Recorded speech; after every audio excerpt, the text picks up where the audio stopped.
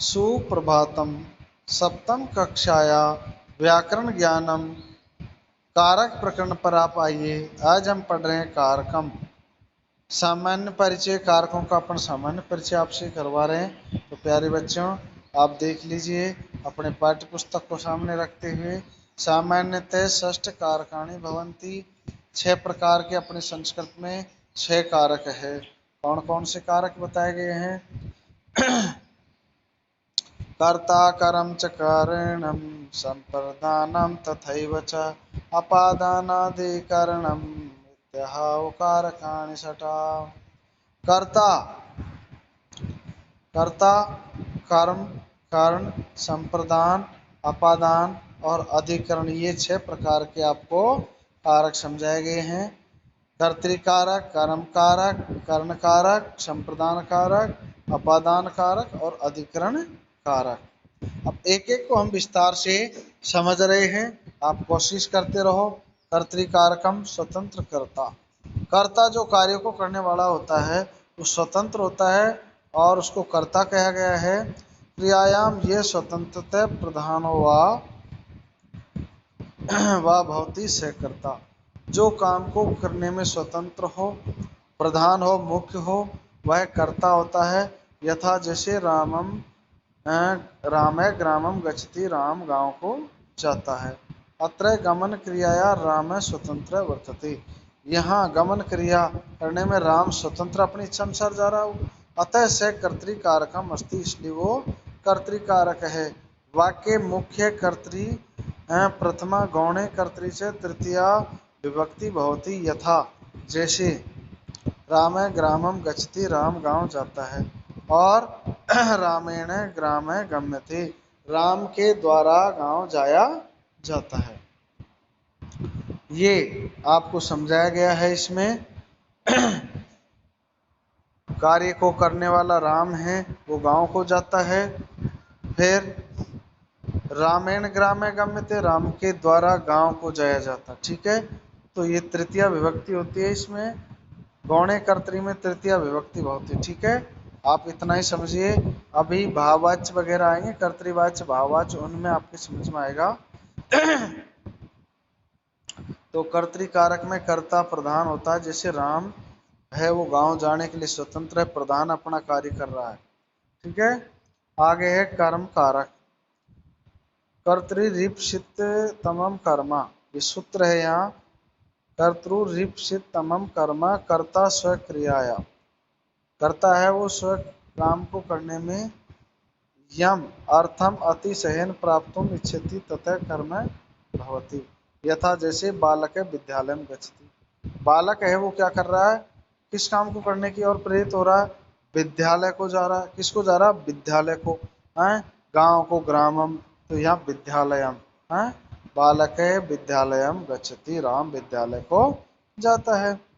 अत्र वाक्य बालक करता, बालक तो करता है, परंतु गमन क्रिया विद्यालयम तसे इप्सितमम वर्तते। या विद्यालय पर जो क्रिया हो रही है वो इप्सितमम वर्तते। अतः विद्यालयम, विद्यालय इति कर्म कारक वर्तते। तो विद्यालय में कर्म कारक हुआ, इसे विद्यालय में लगा। राम जाने वाला है तो राम है? सुरेश जाने वाला तो सुरेश है। तो ये विद्यालय में कर्म कारक हुआ है। ठीक है, कर्मणि द्वितीय विभक्ति, कर्मणि द्वितीय विभक्ति से कर्म वाच्य द्वितीय हो जाती है। मुख्य से प्रथमा विभक्ति बहुत ही। यथा जैसे बालक है विद्यालय गच्छति, है बालक है वो विद्यालय को जाता है। बालक इसमें कर्ता होता है और क्या काम कर रहा है वो? विद्यालय, विद्यालय को जा रहा है, इसलिए विद्यालय में कर्म कारक हुआ है। ठीक है, फिर बालकेन विद्यालय गम्यते, बालक के द्वारा विद्यालय जाया जाता है। ठीक है, कारण कारक। साधक तमम करणम क्रिया सिद्धो यथ। साधक तमम करणम, जो क्रिया की जो काम कर रहा है उसमें जो सहायता करता है उसको ही एक करण कारक की संज्ञा देगी। जिसे क्रिया सिद्धो यथे अतिशयन सहायकम भवति, क्रिया की सिद्धि में जो सहायक होता है उसको क्या कहते हैं? सहायक को ही तो करण है। ततः क्या कहते हैं? कर्णम भवति, वही कर्ण होता है।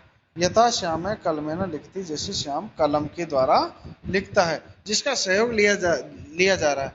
जैसे आप क्या कर रहे हो, पेन के द्वारा लिख रहे हो, हाँ, आपका नाम XYZ कुछ भी है, हाँ, तो यहाँ श्याम कलमेन लिखते, श्याम कलम से लिखता है।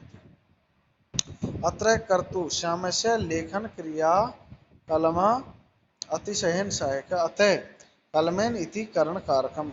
तो कलम के साथ ही तो कर्ण कारक हुआ यहाँ, ठीक है, कलम, तो कलम के साथ कर्ण कारक हुआ, तो कलमेन में तृतीय एक वचन में जैसे रामेण होता है ऐसे कलमेन है, तो कर्ण कारक हो गया, इसलिए यहाँ क्या हुआ है, कलमेन है। आप पत्र लिख रहे हो, हाँ, स कलमेन पत्रम लिखती, वह कलम से पत्र लिखता है, तो ये लेखन क्रिया कलम के द्वारा हुई, ठीक है। तो करणे तृतीया विभक्ति, कर्ण में तृतीया विभक्ति होती है।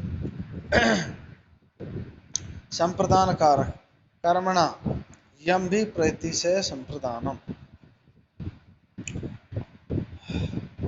तो यहाँ कर्मणा यम भी प्रत्यय से संप्रदानम, कर्ता दान क्रिया क्रिया यम संबंधम इच्छति तथा संप्रदानम। तो यहाँ दान देने अर्थात देने की इच्छा, इस तरह की क्रिया वगैरह, उसमें क्या है, संप्रदान कारक होता है। तथा संप्रदान भवति यथा देवदत्त भिक्षुकाय भिक्षाम ददाति, देवदत्त भिक्षुकों के लिए, हाँ, के लिए अर्थ होता है ना, भिक्षा देता है। ऐसे ही अत्र कर्ता देवदत्त है, कर्ता तो देवदत्त है, परंतु किसको दे रहा, भिक्षुकों के लिए दे रहा। ऐसे राम है वानराय फलम ददाती, राम वानरों के लिए फल देता है, तो वो देने के अर्थ में चतुर्थी होगी, ठीक है। तो ये अपन को संप्रदान कारक की समझ में आ गया, चतुर्थी विभक्ति। आगे चलते हैं। दान क्रिया है भिक्षुकम अभिप्रैति से संप्रदम इच्छति स भिक्षुक पदम संप्रदान कारकम। तो इसमें संप्रदान चतुर्थी विभक्ति बहुत, संप्रदान में चतुर्थी विभक्ति होती है। फिर आगे हैं अपादान कारकम, ध्रुम पाए पादाना, अपाए विभागे यत ध्रुम अवधिभूतम तथा अपादानम भवति यथा वृक्षात फलम पतति, वृक्षात वृक्ष से पत्ता गिरता है। तो इसमें अलग होने अर्थ में अपादान होता है, क्या आया, जैसे विद्यालय से बालक अलग हो रहा है, या बालक घर से अलग हो रहा है, या पेड़ से पत्ता गिरता है, या गंगा हिमालय से निकलती, जहाँ बिछुड़ ना पाया जाए वहाँ क्या है, अपादान कारक होता है। तो यहाँ क्या है, वृक्षात फलम पतति, वृक्ष से फले गिरता है। अत्र फल से विभागे वृक्षात भवति, अतः वृक्ष ध्रुव इति अपादान कारकम, अपादाने पंचमी, और अपादान पंचमी होती है, जिससे वृक्ष से फल गिर रहा है। ऐसे हिमालयात गंगा उद्भवती, तो हिमालय में अपादान हो गया, ठीक है, हिमालय से गंगा निकल रही है, समझ में आ रहा नहीं आ रहा। तो ऐसे ये अपादान में पंचमी विभक्ति होती है, ठीक है प्यारे बच्चों। आगे बढ़ते चलो। तो आप अपन ने जितना पढ़ाया पंचमी विभक्ति पढ़ ली अपन ने, यस, इतना याद कर लेना, आगे फिर पढ़े।